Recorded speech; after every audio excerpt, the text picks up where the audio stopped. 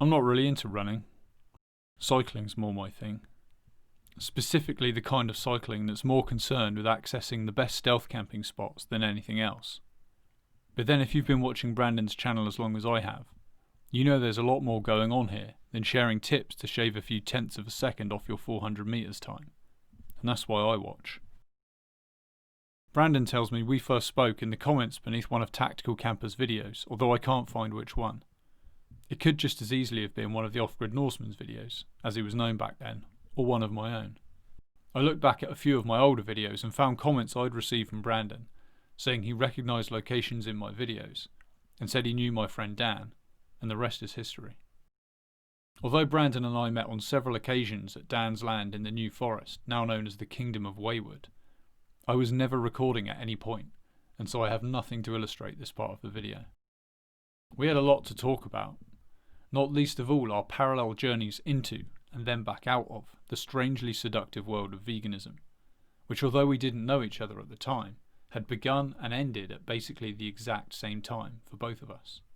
We shared a healthy disdain for presumed authority, which was also in common with that of the people of Wayward, and I had a lot to learn from the creator of a much bigger YouTube channel than my own. It was a very exciting time in my life.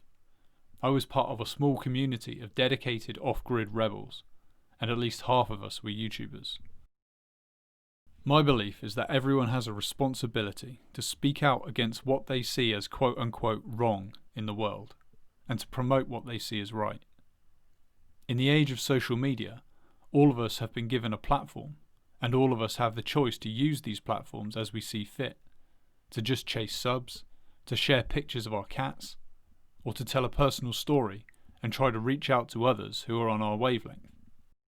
There's a quote that says something along the lines of, "All it takes for evil men to triumph is for good men to do nothing." I was sick of hearing people complain how nothing can change unless everyone changes at once, so what's the use? And so for myself, doing YouTube was a way of saying what I really thought about the world, even if I have to be quite sly sometimes about how I slip it into the conversation.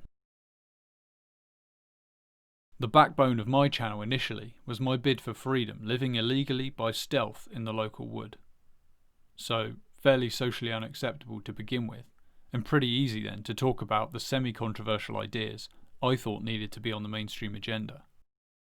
In Brandon's case, he's built up a massive following talking about running, which most people can't stand, but a fairly decent slice of the more masochistic among us seem to love.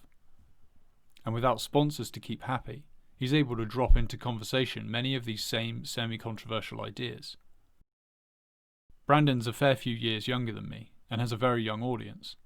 I admire the guy's sense of responsibility in not just encouraging people to want to live a healthy lifestyle, but to want to think for themselves as well.